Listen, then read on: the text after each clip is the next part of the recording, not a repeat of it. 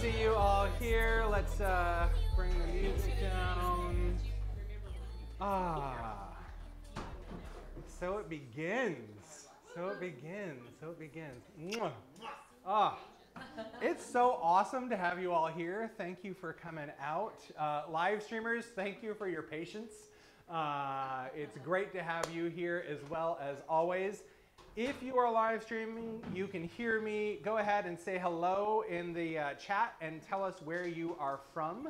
And I know you all always have a conference within a conference, so have at it. Tonight is going to be a little different than the standard Third Thursday events, in part because it's my birthday today.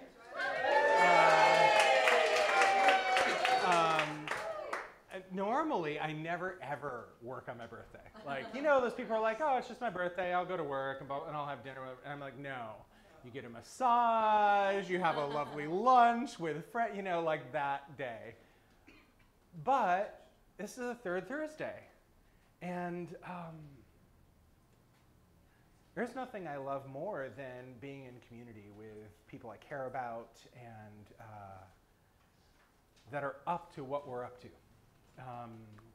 So it's, I was like, oh, we're doing it, baby. We are doing it. And then the other cool thing is these beautiful men right here, Isaac and Torald Corin, otherwise known as the Brothers Corin, who you'll see and meet in a little bit. They're musicians. Amazing musicians. They've toured internationally with Coldplay and Pink. They've done stadiums of 50,000 people. And they're here with us tonight. We've been on a journey this year, writing an EP, a 5-song EP. Lynn has actually started her own journey here. Lynn Rose sang some background vocals on it in a most spectacular, beautiful way.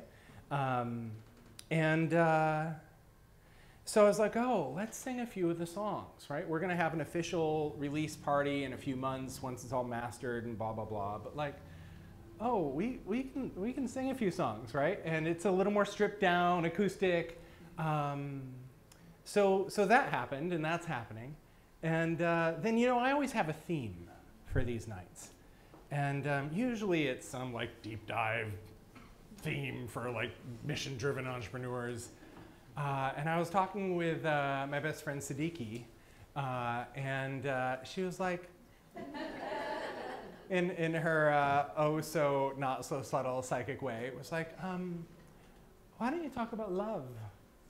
And I was like, oh, that, okay.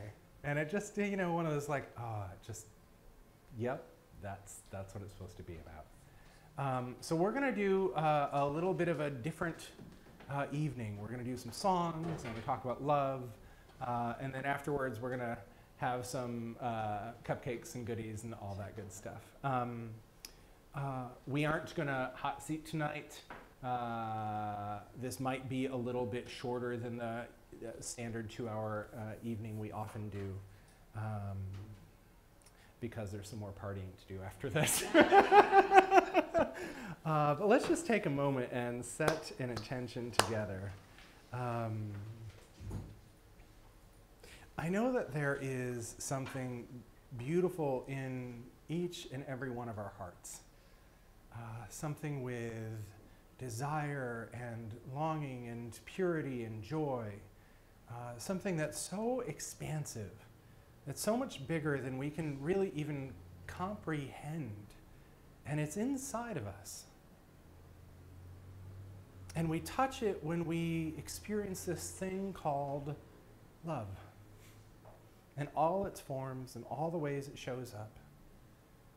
And so my hope and intent for us this evening is that we touch that place together.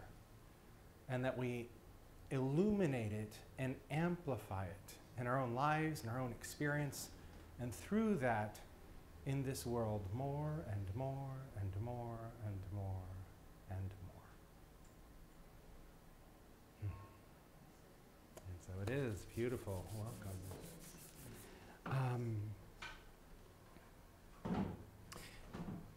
So I'm gonna talk a little thematically about these songs, and I'm gonna talk for a bit, and we'll do a song, and we'll talk for a bit, and we'll do a song. That might be me. I'll turn this off if you guys want to turn yours off. Have at it as well.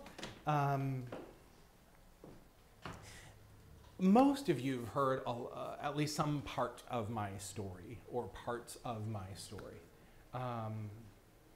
And so some of this is not necessarily new information. But I want to speak, before I dive into any specifics or stories, about an arc. This morning I woke up, I wasn't intending to send another email about tonight, but one came through, so there it is. And it was about how what you long for the most is most risky to want. It's the thing that feels so vulnerable, right? And this relationship between desire and risk really was where I spent my morning coffee. And I think these songs are a lot about that relationship. You know, as a young kid that grew up in West Michigan in a super religious home and realized I was gay, and for a long time I felt like an outcast. I felt like I didn't belong, like I was different. And I think there can be a tug of war when we have an experience like that, where like who we are feels put down in some way. For me, I had this dual experience of like, hi, down, you know, in my basement bedroom, either being super depressed and sad, or like raging. And I was a little punk rocker. I had my head shaved except for a square up here that hung down to here, and I did this all the time. Right? I bought Doc Martens when I was 14 in London and thought I was so cool because people in Michigan didn't have them yet. You know, and that was me then. And you know, this piece of like what I really wanted was to belong, right? To be accepted and to love. And I didn't feel like I could belong or be accepted. And I certainly didn't feel like I could love who my body told me it wanted to love. And so it felt like a really alone space to live in for a long time. Fast forward, I'm 44 today. Fast forward to now. And it's been this really miraculous couple of years since I moved to LA. I kind of look at San Francisco as my like incubator, right? I was there for 13 years, and it's like, okay, I had to work through a lot of shit in those years. I spent a lot of time developing the body of work that's now the foundation of what I do. Since I've been here, the amount of support that I've been able to open up to and receive in my life is like, it blows my mind. And like every time I say it, they're like, yeah, you've only just begun, right? That's the message I hear. But to have, I don't know if you saw that massive thing of balloons out in the lobby, like this big, right? Yeah, that's my business manager and lead coach. I walk in, I'm like, what the hell? You know, I didn't have balloons like that as a kid. You know, it's just like, oh, my assistant, I get a package. Hi, Jazz. Thank you for the gift this morning. She sends me this little like framed piece of art of somebody sitting in lotus position, and they're gold, and they have the chakras lined up, and each of the chakras are peas, right? Inner peas. That's jazz humor for Jennifer humor for days. And to have people like that supporting this thing I feel called to do, joining the vision, joining the mission, and being by my side, You know, having a whole marketing team and a sales team, and Lee is here. Lee's the new brand manager. We've been like 5 hours of like deep mind meld into like the DNA of the brand of this company over the last week. And just piece after piece after piece after piece. Hi, honey. I'm gonna keep doing this all. I'm like, oh, hi.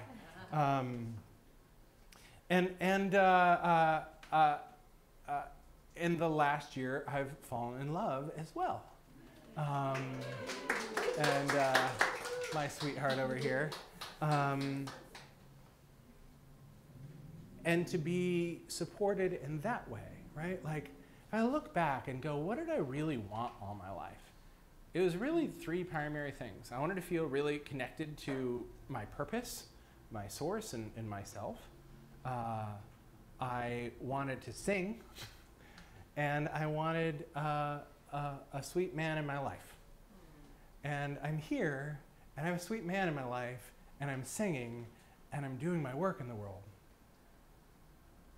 And that's miraculous, you know?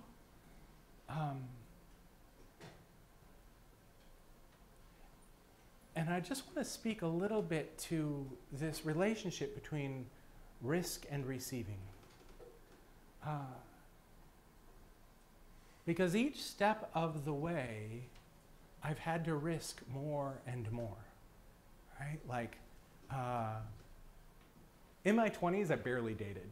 I had such horrible self-esteem. And I had this message in my head that's like, nobody wants you, right?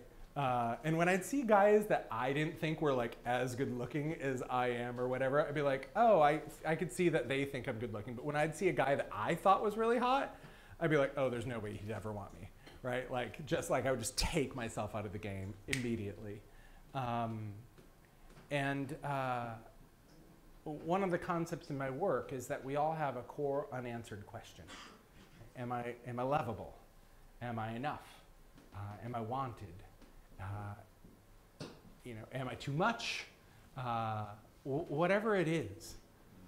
And in the first part of life, we kind of shop that question around. Like, will you tell me I'm lovable?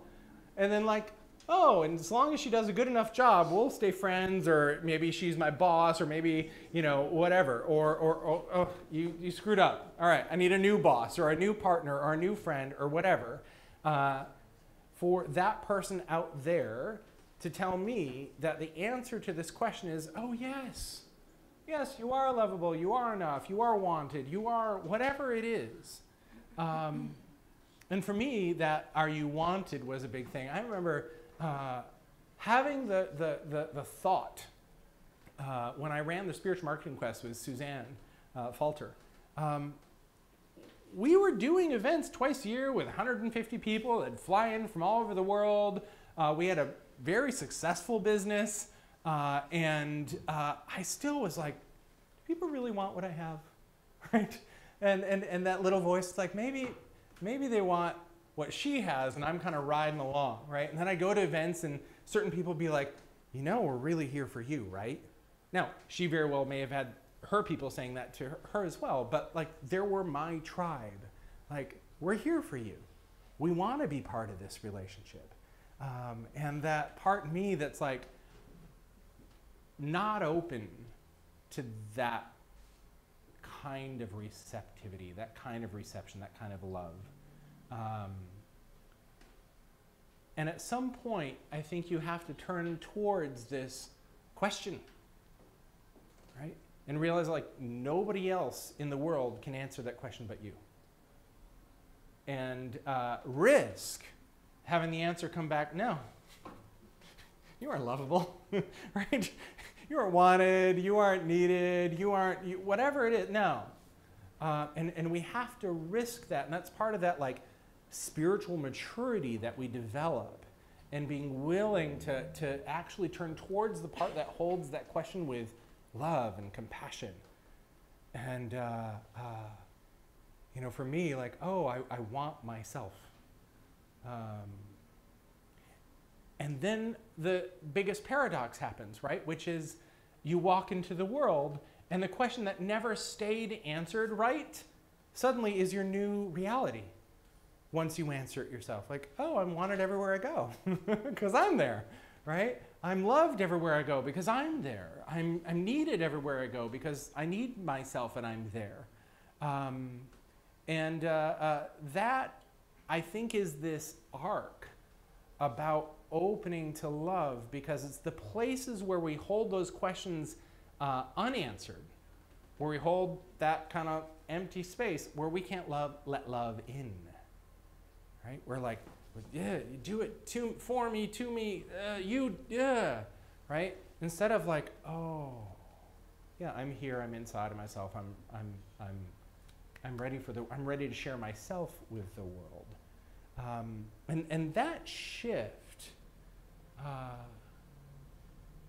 to me, in my experience, is the primary thing that allowed me to start opening and having space for more love in my life.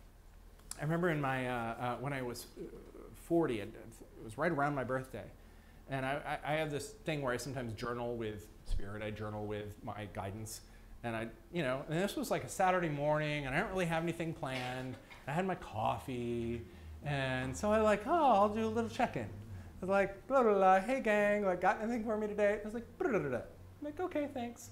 Anything else? Blah, blah, blah, blah, blah. Okay, great. Anything else? Right, it was like 2 hours of journaling. But the thing that I remember most of all from that experience was this question they posed to me, which is, how good can you stand it? Right? They're like, you spent the first 40 years learning from the gunk, now it's time to learn from the glory. And I think we can learn from our hardships, and those of you that know about my work and know I do a lot around the relationship between our wounds and our gifts, we can learn a lot from that. But then I think there's a turning point where it's not so much about learning from the gunk.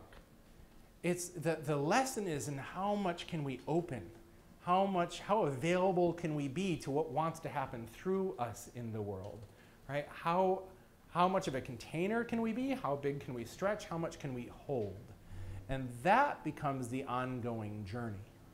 And so my hope is, for some of you, especially that have been doing a lot of work on yourself for years, that you might start to see, oh, maybe it's time to turn my attention from learning from the gunk to learning from the glory.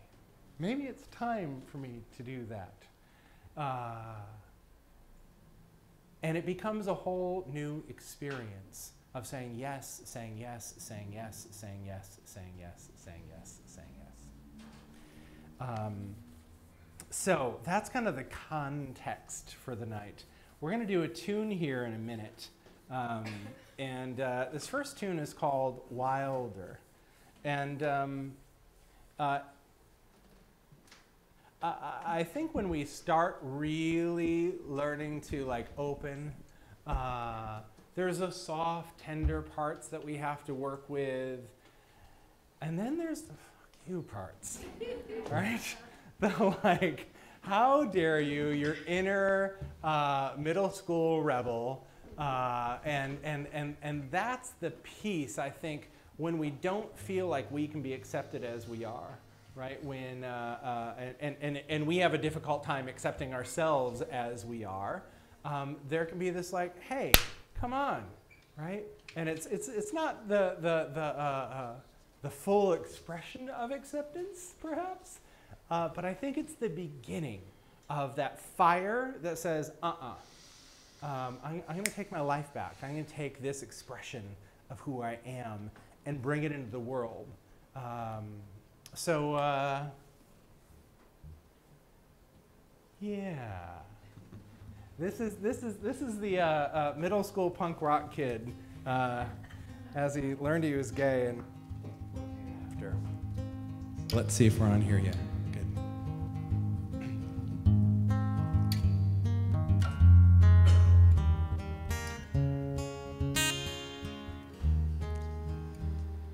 Heart was beating faster, just a little boy laying on the sand.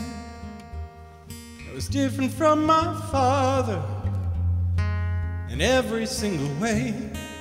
Thought that I was damned.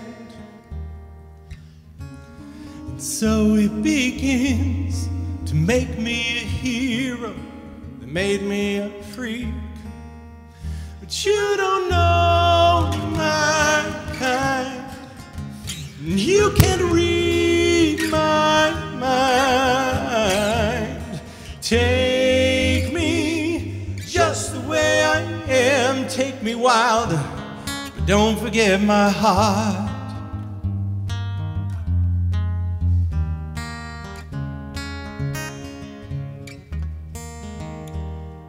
I tried to tame the monster to make him go away. You know that didn't work. Dressed up like a rocker to make those fuckers pay and dignify the hurt.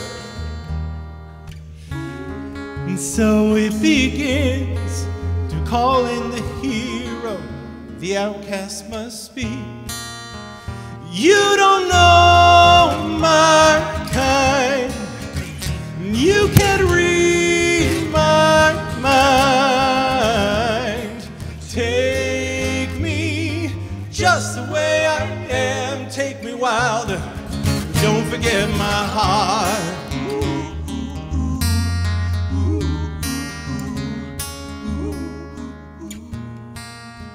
But you don't know my kind. You can't read my mind. Take me just the way I am. Take me wild. Don't forget my heart. Don't forget my heart. Don't forget. Oh, oh, oh, oh. Don't forget my heart.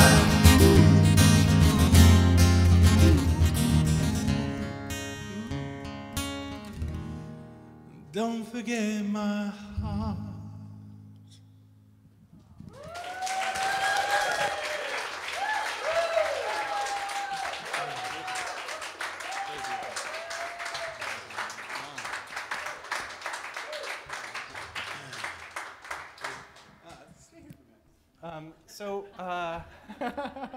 I'm going to put them on a spot. Are these guys amazing? These are like my kindred soul brothers. When we met, it was like, ah! And in fact, we met at a meeting with colleagues I meet with a couple times a year, all thought leaders and stuff. And I was new to the group, and they were new to the group. And when we, you know, as like woo-woo personal development people do, there was an exercise in the first morning where like they split the room in two, and one half had to like close their eyes and just go like this, and the other half had to go and find someone to hug. I was one of the huggers, right, with my eyes open, right? And I'm walking across the room, heading towards someone I know to give them a hug. And this man's energy just was like, whoosh, like pulled me in. And, you know, there's this little part of me that's like, you know, like, I don't know how other guys are with like gay guys like hugging them and they don't know. Like, there's that little voice, and I was like, oh, fuck it. Right? And I went in for this hug, and it was like the most glorious hug. And we stayed there for like 5 minutes. I like, did this whole like guided visualization in the hug. You know, like who knew, right? Like, oh, but it's like we melted. And I was like, whoa, I don't know who this guy is. And then later that afternoon, we connected and we were talking, and I was like, by the way, I hugged you. And he was all like, I know I peaked. Well, it felt so important I mean, the experience felt so important that I just needed to know. I was like, I know this is breaking the rules of the game. But it was just, speaking of love, though, it was just as important to me because I remember I walked into the ATL meeting and I thought, well, as a leader and as a teacher, I must turn up as a student. And right as I said that to myself, that game started. So I was like, oh, receive? I was like, how do I open myself and just let whatever's going to happen, like, how deep can I go here?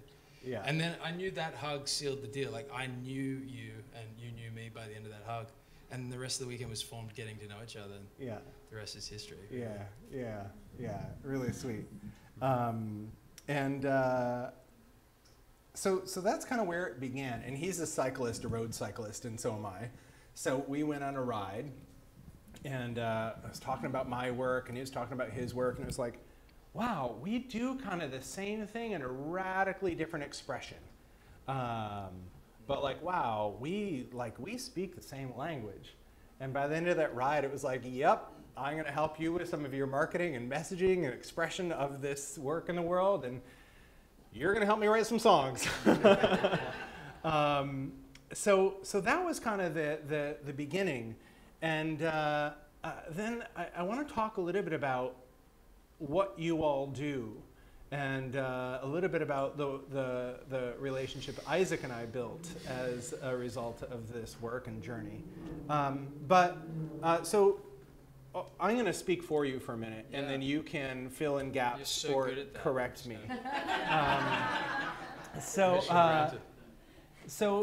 So these guys, if you haven't noticed, are from Australia.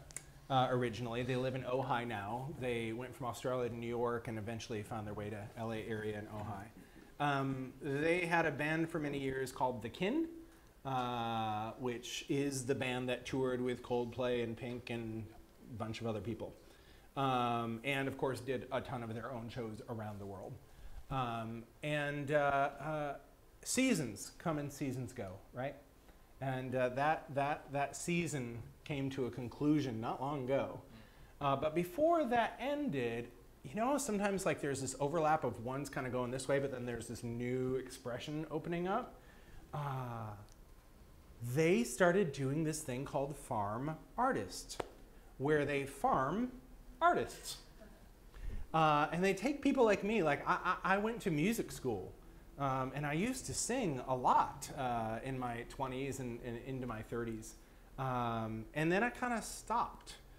And in my early 20s, I sang for my spiritual teacher at a lot of her events. And I'd go in and sing and like open up the space, and she'd come in and teach, right? And like I just saw like music does something that words alone can't do. And I'd wondered for a while, like, where is my voice going to fit in my expression in the world? Like, where does it fit? And will it come back into having a role and a place? So when I met these guys, it was like, oh, got it. Yep. And I never written any of my own songs before. I sang a lot of jazz and cabaret in my 20s and 30s and sang other people's songs, but I never had written any of my own songs and kind of didn't like feel like I would know where to begin. And so I want to talk a little bit about what you do, and I want to talk a little bit about my experience and about your experience. So they do this wild thing where they start so I'll talk to you about the mechanics, and they can talk to you about like the what's really going on. Mechanically, what happens is they interview you about your life, and they find that hero's journey thread to pull ideas and elements from for potential songs. Then you send them a bunch of songs that you like and that influence the kind of artist you might want to be. Eventually you send them what's called a dream EP, which are 5 songs you wish you had written and recorded, right? And they use that, and Torald writes song ideas, melodies. Both of us, definitely. Yeah. Yeah. That's true. But definitely both. Definitely both. I think you more the melody, you more lyric, but it is obviously they've been doing it for years, and they are brother couple. You really are a brother couple. We're pretty much a brother couple. Brother couple. It's weird. That is weird, but it works.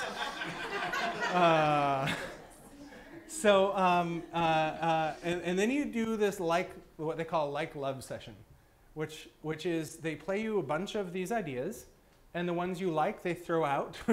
And the ones you love, you keep, right? And from there, you write the lyrics. And this is where Isaac and I had a lot of where he's like tuning in to who you are and to this hero's journey arc, and like, oh, I think this song is about this idea.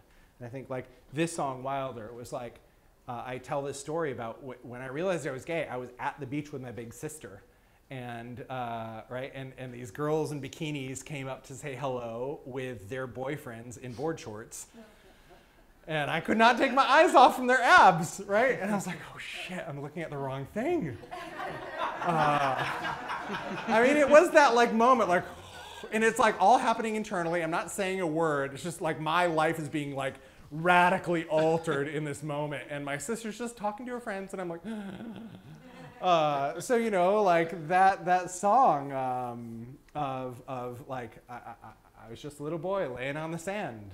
That's where Wilder starts, and so each one of these has a different theme, and I know there's more we're going to write after this first EP. I think this first EP was a bit more about. My guidance always says there's creating from the past and there's creating from the future. And a lot of the work I do with people around understanding how their wounds are reflected in who their market is digging into the past to see how you were prepared for the future, how you were prepared and who you were prepared to serve, and then how that underlying pattern emerges as a symptom in your ideal tribe, and as a result, why they buy and so forth, right? That's kind of that body of work. But for years, after I speak, a lot of times I'll have people go like, so you just kind of get stuff while you're on stage, don't you? And I'm like, mm-hmm. And they're like, how do you do that, right? And I'm like, I mean, I have answers-ish, right? But that's more that like being available piece. And to me, that's part of creating from the future. Tuning into what wants to happen in the world, what wants to happen through you in the world. And so it's referencing who you've been, and that what I call your life PhD, and using it in surface to what wants to become. I think part of what wanted to become was us doing this and bringing songs back into what I do. I think these first 5 songs are a bit more of where I've been, and the songs that are waiting, I can like feel them over there. They're songs a bit more about creating from the future and what's yet to be. So with that, I want to just ask you a little bit about. No, I don't. I want to sing another song. Okay, great. And we'll talk a little bit more about that. Always a good idea. Yeah, we're going to do that one, yes. All right.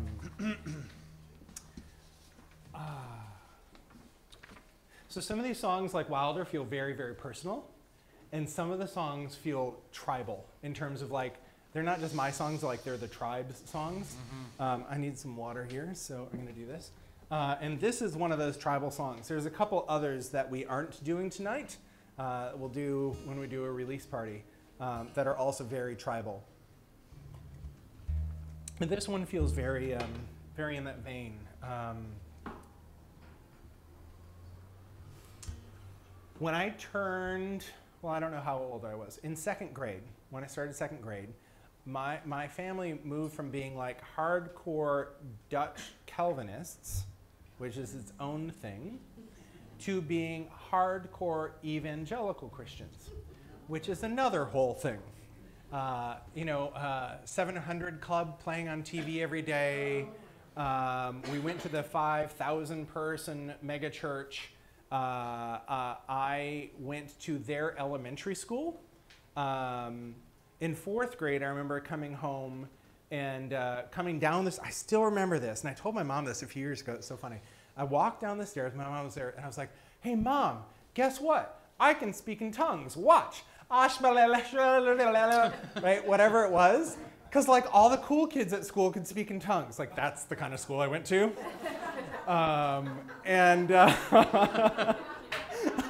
Oh, good God. I told my mom this a few years ago, and she goes, "I remember that. She's like, I had no idea what to say."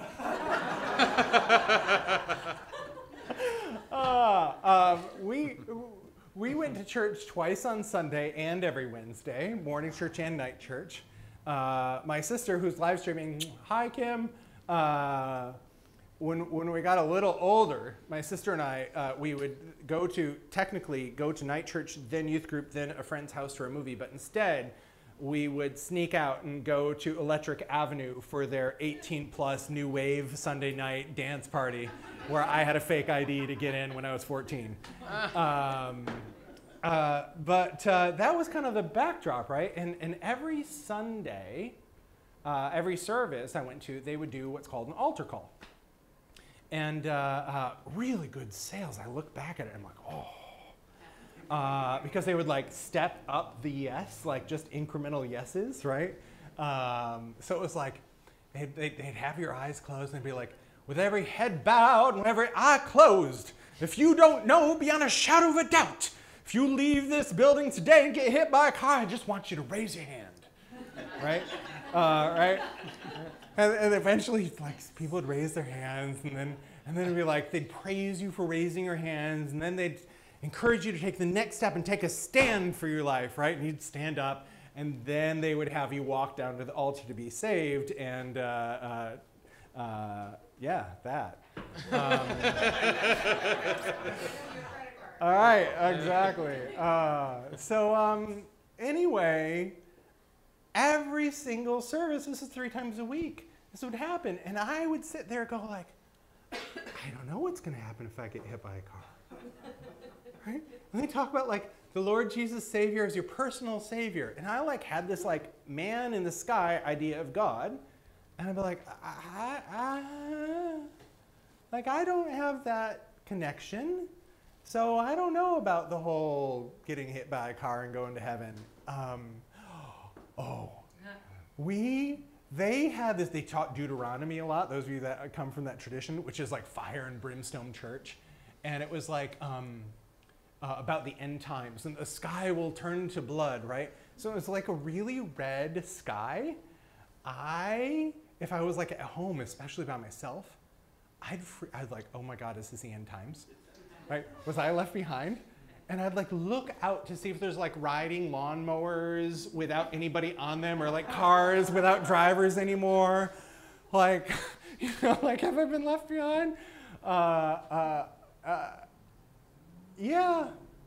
So that I think is another part of that belonging wound of like a God that I couldn't connect to, and that could leave you behind. And now to have an experience of something that's so real and so sweet, where life is just filled with grace, is, I think, another miracle. So this tune is called You Belong. And these are 2 pages of... Yeah, Lynn, do you have the... yeah. These are... Yep, somehow we put the first page for you guys away. So this won't work. That won't. Just page 1. But that might. There we go. Perfect. Thank you. Thank you. All right. That's better.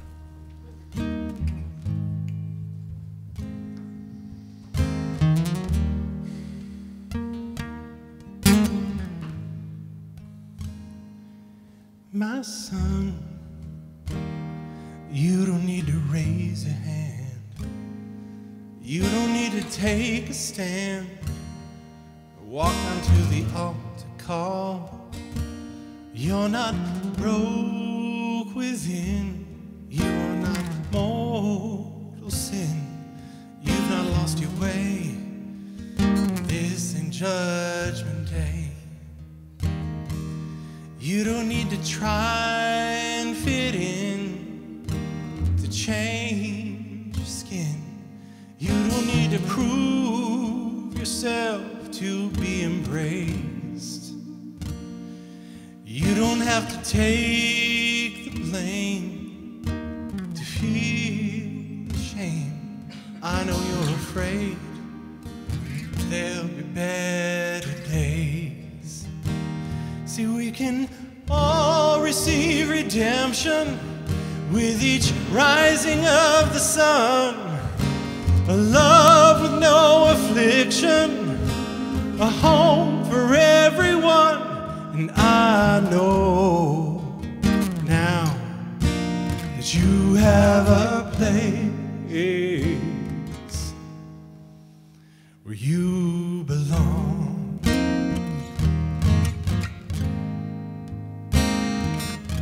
You don't have to go back to feeling that alone again. You don't have to try so hard to stand amongst your wealthy friends. You don't have to wait to win the war you wage within. You are not the same as you were yesterday. See, we can all receive redemption with each rising of the sun. A love with no affliction, a home for everyone. And I know now that you have a place where you belong. I'm coming home.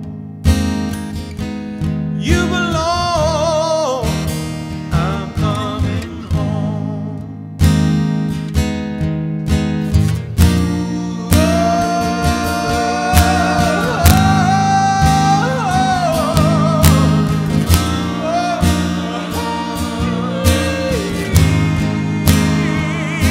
And I know now that you have a place. You belong. I'm coming home. You belong. I'm coming home. You belong. I'm coming home. You belong.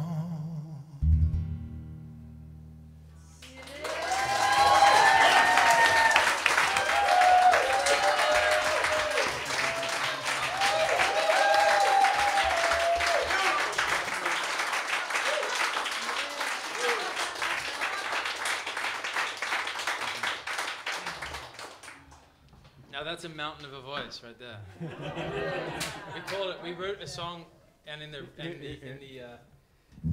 we name songs based on just sort of a download that comes to us, you know. And one of these was called Jeffrey Mountain Lion Voice or something. Mountain. I don't know which one. It might have been this one. Like You Belong. But there was something about what Jeffrey does when he calls in a space and can use. He's like his own expression of Mount Everest, and that was beautiful right there. Big. Thank you. Yeah. So I'm going to talk to you in a minute. How's that feel, Jack? So good. Yeah. It's like taking a Ferrari that's only been on side streets and going on to the Autobahn. Like, all right, let's cook. For those of you that know me, I like to drive fast. Yeah. So that song, I call it a tribal song, meaning for the tribe. Because while my own journey around feeling different and feeling like I didn't have a place and not knowing where to fit in was my own unique journey around that. My whole tribe are people I call way showers, bridge people, edge walkers, right? This is what I call my tribe because I believe that my people, we feel called to bring a new consciousness to this world through our lives and through our businesses, right? And we're here to bridge that consciousness into reality through our businesses and through our work in this world.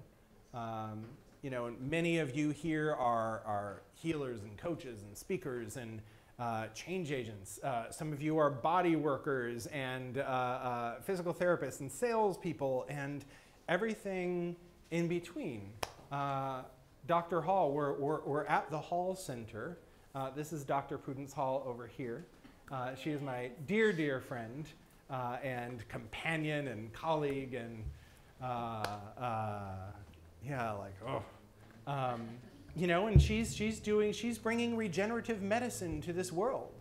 A whole new philosophy around medicine. And that's another form of bridging a consciousness in the medical world into this world. She has a book coming out very soon that is part of that expression. And man, there is a shift we need to make to come out of hiding and to stop apologizing for our work in this world. And that shift is from, I'm looking for you to accept me. Right? You, the world, you, colleagues, you, friends, you, family, you, whoever it is, I'm looking for you to accept me. And in that paradigm, there's all sorts of contortions that have to happen to get ourselves into some sort of acceptable form that might come back as acceptable out there, right? And I know for myself, I did all sorts of, I was a contortion artist in the first part of my life. You know, and then there's this place of like, oh, I was never meant to belong in that way. I'm a way shower. I'm supposed to be out ahead with the sickle, carving the path, saying to my tribe, hey, come, right? I've paved a path. Let's go this way. And to me, that's leadership, right? That's leading your tribe. And there is this transition that needs to be made from, I'm looking for you to make a place for me in this world, to, I am the place for me in this world. And as the place for me in this world, I move about the cabin freely, right? You are free to move about the cabin of your life. And that's a big transition. And then to move from like, oh, I'm free to what am I meant to do with that freedom? And that's where the leadership comes, right? That's where you go, oh, I did not go through all of this just for my own gratification. Just to like, oh, now I can rest. Now I can just have a nice life. How sweet. How boring, right? How boring. No. It's like, where's the edge? Where's the edge? Where's the edge? Where's the edge? Where's the edge that I'm meant to be on? Because there is a metamorphosis that we are in the midst of, I believe, in humanity. And it shows up in all these forms, right? Prudence, looking at the cutting edge of medicine and bringing it into a physical center where people can get treated. You know, my sister-in-law, Amanda, works at a place called Body Reform, which is arguably on the cutting edge of physical therapy. And if you knew her consciousness or the consciousness of the owners of Body Reform, they're tuned in to something that's coming through them and they're bringing it into the world through their business, right? And those of us that are in helping and healing and speaking professions, same thing. So all over the place, there is this journey from, I'm apologizing for this,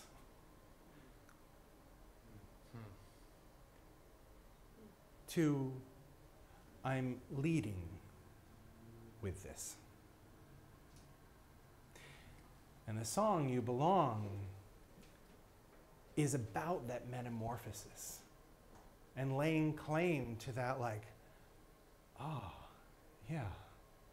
You know, there's that saying, there's that dark night of the soul, that journey where you cannot do it alone, but you must do it on your own, right? There's things that only you can face, but man, facing them in community, woo, whole lot easier, you know? Remember a couple birthdays ago, it was like maybe 3-4 days before my birthday, and I saw it leading up. And I had in mind to like throw a party and like have all my friends over and whatnot. And I just like, I didn't get to it, you know, those birthdays, right? And it was like close. And I was like, oh shit. And I was starting to feel kind of like bad for myself. So I didn't have any plans for my birthday. And then I just like woke up. I like snap out of it, mister. Like just, you know, text 10 of your friends and invite them to a restaurant, right? Done. So I do that. I'm like, okay, I'm like at least getting together with my friends. It's great. And then Prudence sends me a text. And I still remember I was at Agape, like with the sound off, but we're texting. Because my birthday's the next day. This is on a Sunday. My birthday was on a Monday that year. And she was like, why don't we have it at my house? And like Prudence was living in this like gorgeous, modern, stunning house in Venice that I was like, oh, I'd love to live in a place like that, right? I was like, oh, that'd be awesome. But like, hello, you see the massive business she runs. So I text her back. I'm like, thank you so much. That's so generous. I really appreciate the offer. And you're a busy doctor, so why don't we just stick with the plans, go to a restaurant? I don't want to inconvenience you, right? Now, Prudence, she moves fast. So she read the first few lines of that text, which said, thank you very much, right? And she responds back, she's like, great, when can we plan the menu? I'm home all afternoon. I still remember like sitting there like, oh, this is one of those moments where I'm actually like supposed to receive, supposed to open up. And so I text her back, I'm like, great, I'll be there at 3, right? And we planned this menu, had a freaking fabulous, gorgeous multi-course dinner the next night with 10 of my friends, with my brother and sister-in-law and friends. And I had this message that was like, this feels a little risky to ask for this, but okay, I'm supposed to. And the message was to ask people when we had the actual meal after appetizers and stuff, to go around the table and tell me what they see in me and what they see for me in the coming year. And like, my friends are, you know, they're seers. Miss Beth Davis over here. And so that's what happened. And Siddiqui was there, and Beth was there, and my friend Derek Rydell was there, and a few other folks were there. And these are all like people that are like doing their life's work in the world, up to something, right? And I'd spent many years in this career partnering with other people. Tim Kelly was my amazing mentor for many years, and I really apprenticed with him in a classic apprentice style. I owe so much to that man.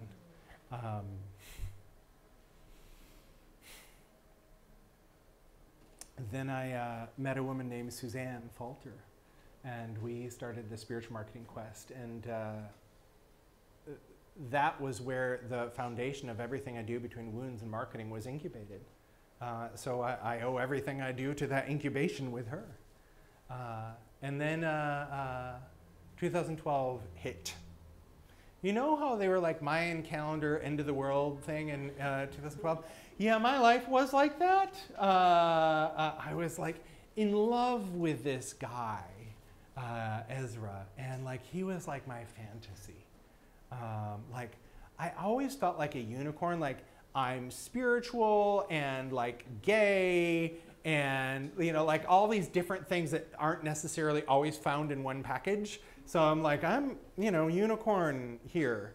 And so I always thought like I needed another unicorn. And I met Ezra. I was at an Abraham talk. And many of you have heard one of the sayings that is really the foundation of my work, is that there are no problems to be solved, just more truth to be revealed. And I'm at this thing, and this guy goes up to the hot seat, and he starts his talk, and he's like, I don't really have any problems. There's nothing I need to fix. There's just more stuff I want to explore. And I'm like, who's this? Right? And like, as the talk went on, Abraham was like, totally, or Ezra was like, totally, as Abraham was talking, and Abraham was like, yeah, totally, that's our new word, totally. And they were having this like jam session, and I was like, this, and like, apparently my friend was with me, and I was like, all like, rrr. So I'm like, I'm having lunch with that dude, right? So lunch rolls around, and I walked up and I'm like, that was awesome, I want to have lunch. And he was like, okay. So we had lunch, and then I thought it was an all-day thing. It was only half day, so I'm like, we got to get back. And he's like, no, it's done. I'm like, oh, I have no more plans. Do you want to keep hanging out? So like, this went on, the whole day. And it was like, oh, another unicorn. Like, I found another one of me. Doomsday. Right? And fast forward to January 2 of 2012, and he broke up with me. And like, I kind of saw that coming, but I didn't expect it right after coming off the plane from the holidays. And then that weekend, Suzanne and I had put ourselves on a retreat at, we went down to the Carmel Valley Ranch Inn, which I adore, to see what our next chapter was going to be, because we could tell, like, oh, this isn't it anymore. And it turned out we learned we were moving in different directions. So by January 7, 2012, there goes your lover, there goes your business partner, there goes your business, there goes your income stream, there goes like life as you know it, out the window. Anybody ever had one of those like plug pulled on life, right? That was one of mine. And it just like threw me into this spiral. Like the whole year, I was just like deep in grief. I remember we'd had a mentorship program that we led, and so we still had clients in January that Suzanne and I were serving till probably about May of 2012. And I was on the way to this event we were going to do out in Marin. And I was like driving on the twisty turny roads, and Sarah Bareilles' Gravity came on, and I pulled off to the side of the road and just bawled, right, and try to like get it together and go lead an event. That was that year. I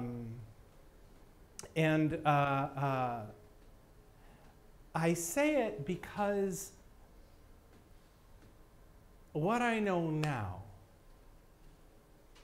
is that in any area of life, we must shatter our fantasy to be available for the larger reality that's waiting for us.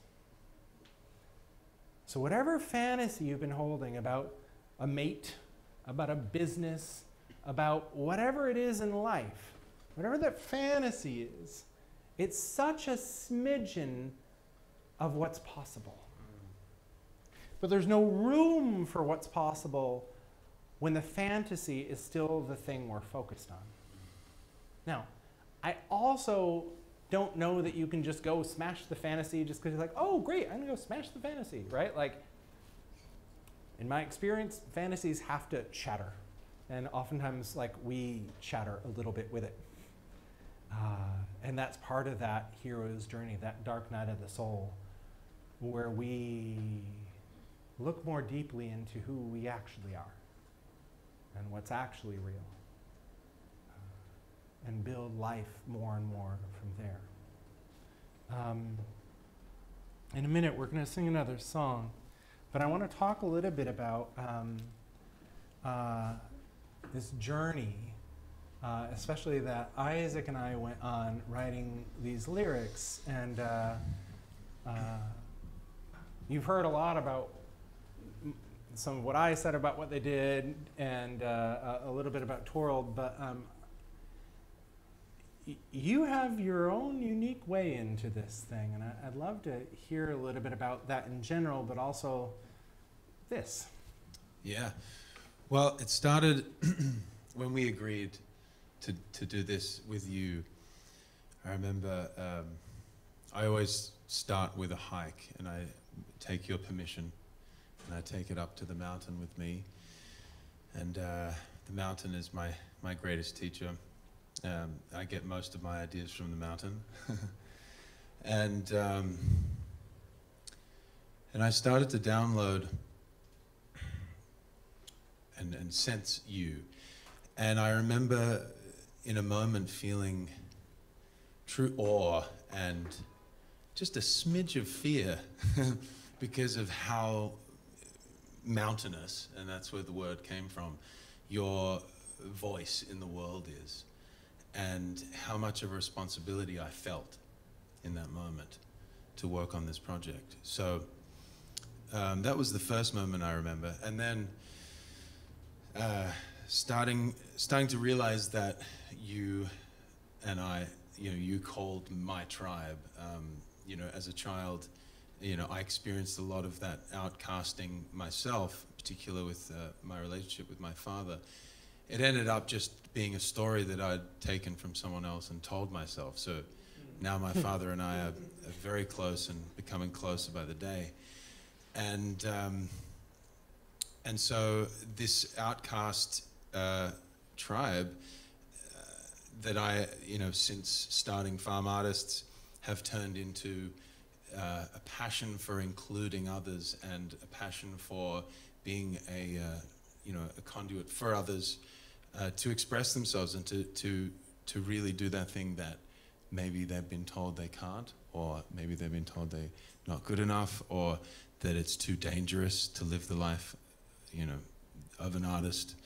And so for me to get into the place where I was going and digging for gold in your chest and in your life was a huge honor. And I remember you were lying on the couch in our office with your feet up, and you were and we just went for hours, and you'd take me through every detail, and I want to know those details, because in songwriting it's a visual, really, the lyrics, if they can be visual, then you can take the listener right there.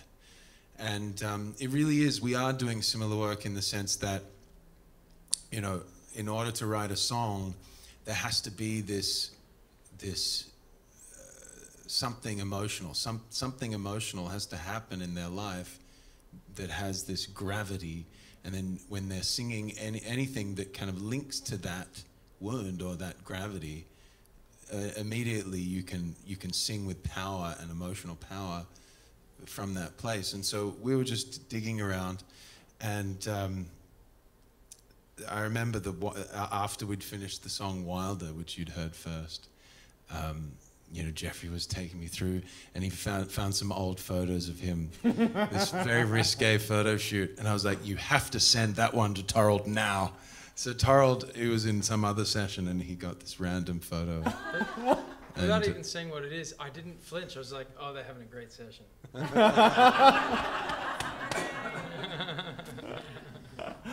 But we were digging around, and I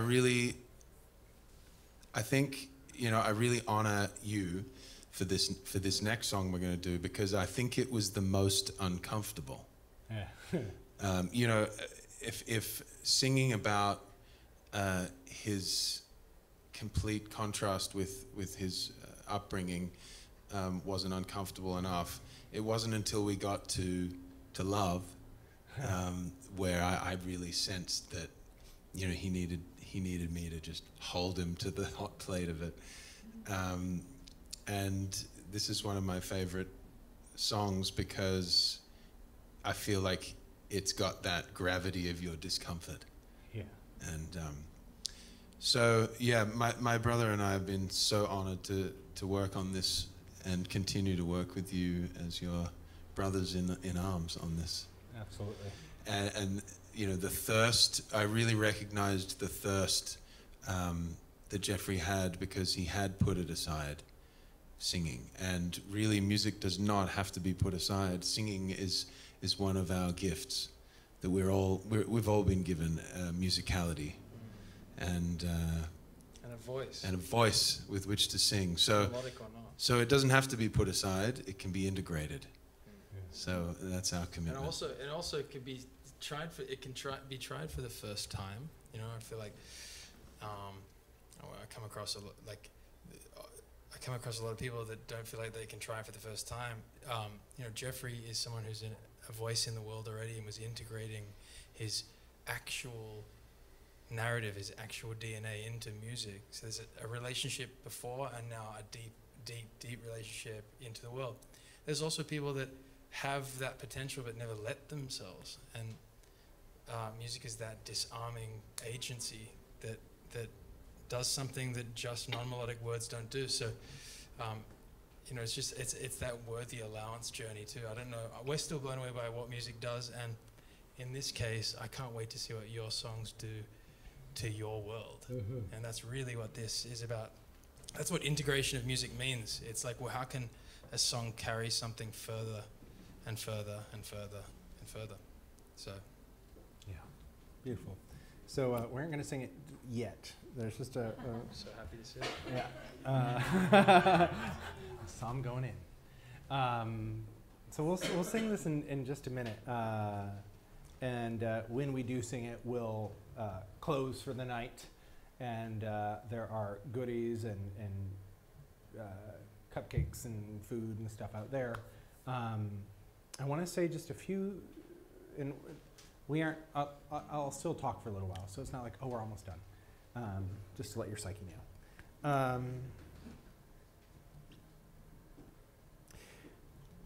When I moved to LA, I kept getting this message. There is someone that is just going to fall into your lap and invite you to live with them. And, you know, and I was like, oh, so that's my strategy for moving to LA, right? And the message back was, yep. And I knew that, like, going onto Craigslist or whatever to look for a place, like, no, that'd screw things up. So, so I did. I just lived in this expectant faith, right? This like pregnant faith.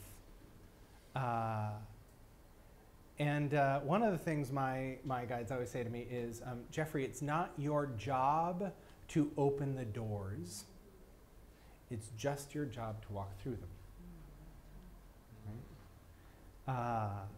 So I'm living in this like pregnant expectancy, like, I wonder how this is going to go. I wonder who I'm going to live with. And I was working with somebody at the time who was speaking at one of Beth Davis's events. And she was like, I want you to come and watch me speak. Now, you know, normally I would charge someone quite a lot of money to fly to Arizona and watch them speak and give them feedback and so forth. But like something in my brain was like, oh, I'm supposed to be there. And I was going to LA and I had to like rearrange flights and like I had to do some work to make it happen. But I knew I was supposed to be there, right? So I go, and the first day there is this woman, Pamela Landers, that was working with Beth at the time. And you know, Beth and I had already known each other and like, but I'd never met Pamela. And Pamela was talking about self-love from stage, right? Self-love. And like, unlike most people that I hear talking about self-love, I could actually tell that she loved herself, right? Like, oh, good job, right? Like really, like, good job. That's a bitch, right? And I was like, by the way, Pamela and Beth are two of the top hand analysts in the world of like looking at your life purpose and life lesson in your hands. it's a form of hand analysis that is been studied very deeply and looked at many different traditions to find what's cohesive and true consistently. So that year I learned a lot about hands because I ended up living with Pamela. The second night, Beth introduced us and like, you guys are peas in a pod. You guys got to meet each other. So we sit down. She's like, so where do you live? And I was like, I live in San Francisco, but I'm moving to LA. She goes, oh, whereabouts in LA? I said, I don't know. I keep getting this message that somebody's just supposed to fall into my lap and invite me to live with them. And she's like, so where do you want to live? I said, wherever this person lives. Right? And we talked for like 90 minutes. I tried getting up to one of her events, and people were like, oh, hi. And I was like, let me leave you alone. We can talk later. She's like, no, stay. I'm like, okay. So we kept talking. At the end of like 90 minutes, she mentioned a mutual friend, Stephanie Beebe. And I was like, oh, I love Stephanie. We're like this. And she's like, okay, that was my sign. Since the moment you sat in front of me, I was told I'm the person that's supposed to invite you to live with them. I have a 4-bedroom home to myself in Marina Del Rey. I'm like, great.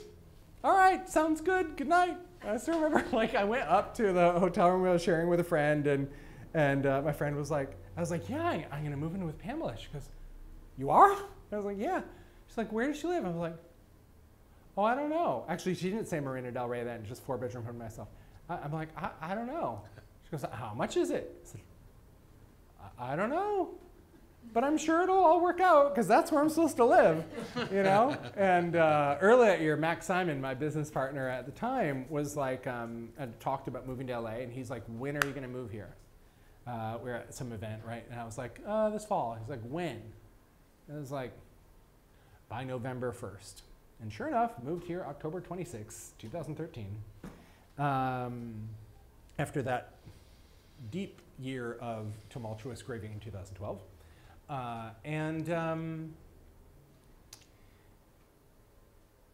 It was really instrumental in this move into what I would call like my true leadership. Because at the time I was working with Max, and I at some point became his CEO. He wanted to move in a different direction. I kept saying no, and finally I relented and said yes, which was painful. I sucked at it. I was no good at running his company his way. And like at some point just got like up to my eyeballs in helpless overwhelm. Which in hand analysis, my big finger is right Jupiter, the leader of leaders, right? And the lesson of that is helpless overwhelm. So I was like swimming in it. And I recognized that afterwards I can look back and go, oh, it didn't kill me. And after another story, I told Max, no, we got to do something different. But I see that as a turning point into my leadership. Because now I see like, oh, so much of the stuff that I avoided doing, and the reason I partnered with other people unconsciously was so that I wouldn't feel helpless. And you know, if you've ever done one of those like personal development exercises where they ask you about projection, like who do you hate, right? What are those people that you're just like, eh?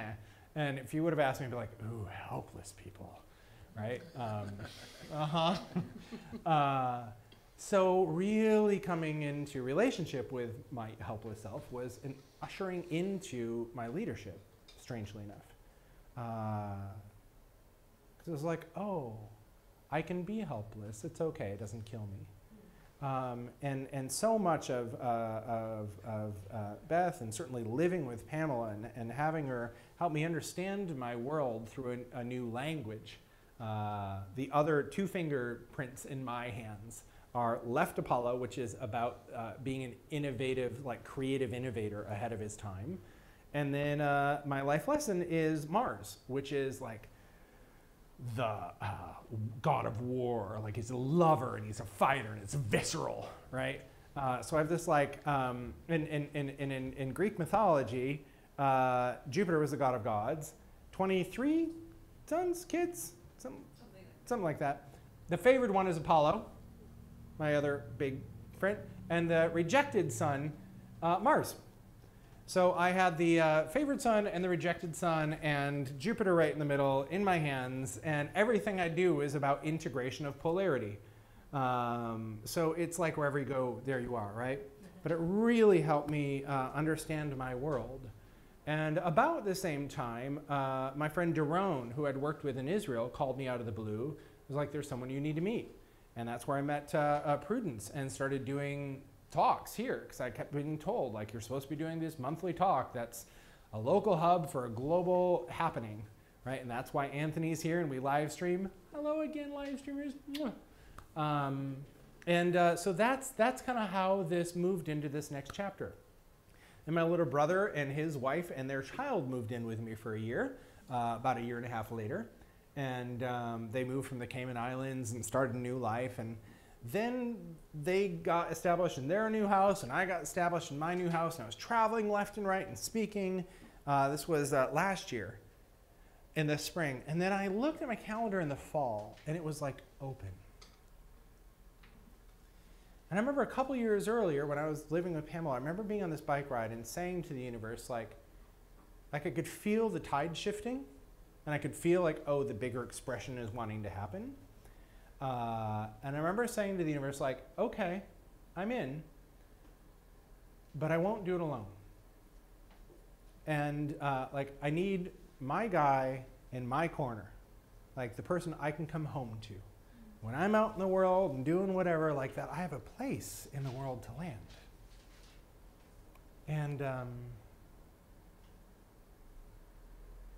And when this opening in my calendar all fall showed up, there was something in me that just goes like, oh, I'm meeting this guy this fall. I just knew it, right? And sure enough, this past October, I'm bored one night and I see an OkCupid app on my phone, like a dating app, that I hadn't been on for like 2 years, some old dating profile. And I opened it up one night, looked through some pictures, shut it down, 10 minutes. The next day, my boyfriend Pete sends me a message. And the way I remember it, there was all sorts of stuff in this profile, but there was one thing that really mattered to me. And he said, hey, you said in your profile you're looking for someone to champion who can champion you. And I know how to champion someone. Let me know if you want to talk. I was like, well, got my attention. And it's been a pretty magical ride ever since. I talked to my spiritual teacher the other day that I've worked with for 20 years, and talked a little bit about Pete.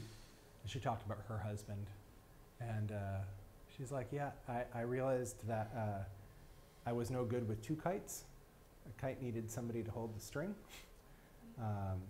and having an anchor in my life, nothing like it. So I have a few things I want to share, and then we'll sing the song and close. After we're done, we always love to get feedback from you on these nights. So we always hand out feedback forms. Hope you have those available, and you have some pens if needed. Okay, cool. So we'll hand those out. I didn't really talk at all about my work tonight.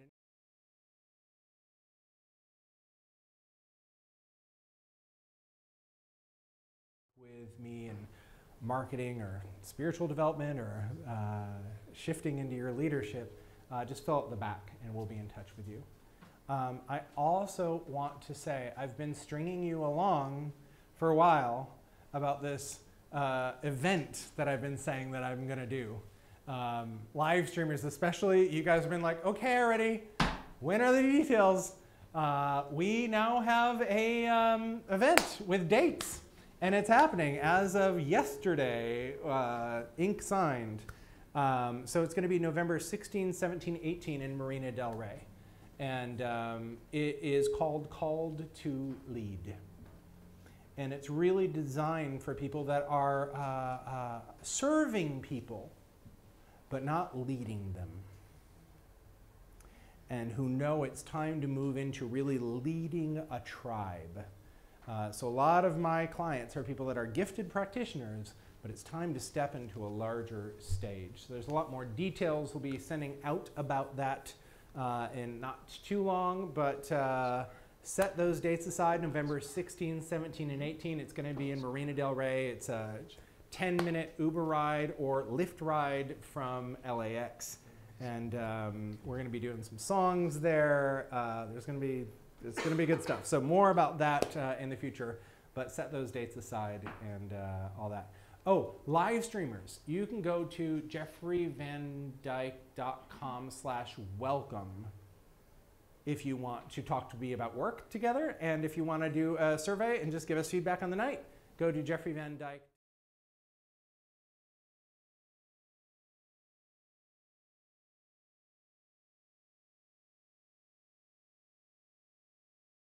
I'm not going to bring them on stage, anything like that. But for those of you that have wanted a champion and have either gone through this or are going through the shattering of the fantasy, my hope is that you'll know it's for something greater.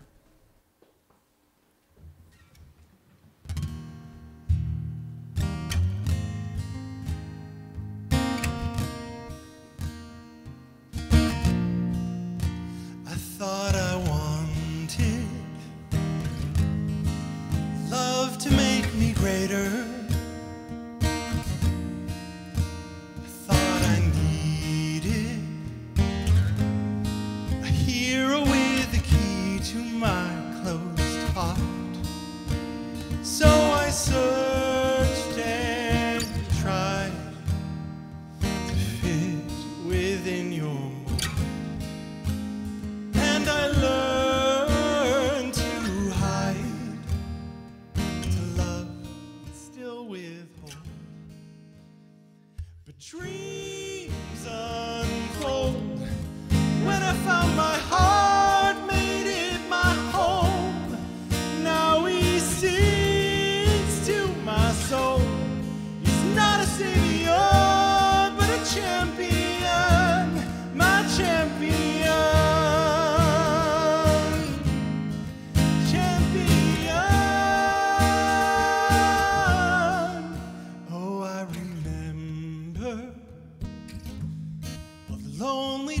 Of waiting,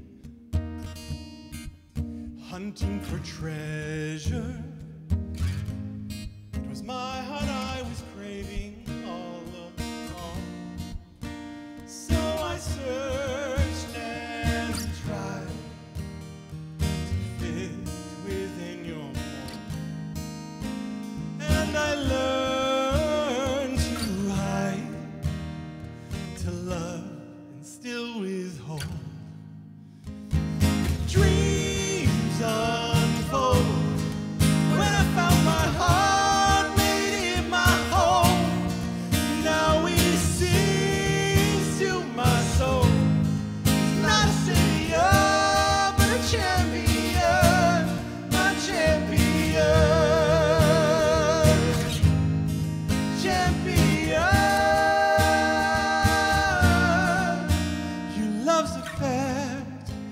Got my back, my heart's intact. It's not ideal, it's much more real, this love I feel. Dreams unfold when I found my heart, made it my home. Now he sings to my soul. He's not a savior, but a champion. Singing dreams unfold when I found my heart, made it my home. Now he sings to my soul. Not a savior, but a champion, my champion.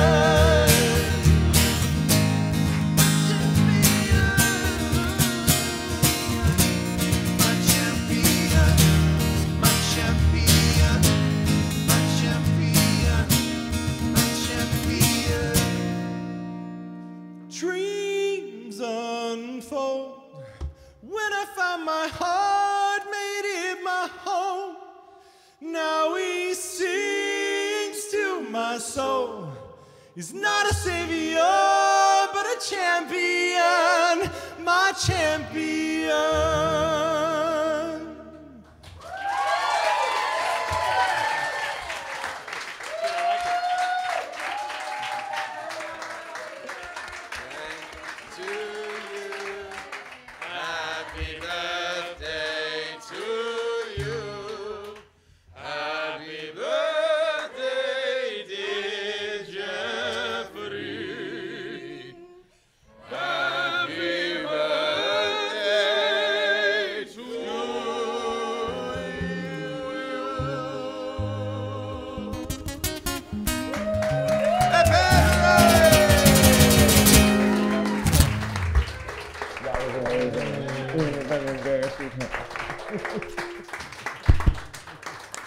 All right, everybody, thank you so much for coming out. We'll see you in August. August 17, I think it is the third Thursday.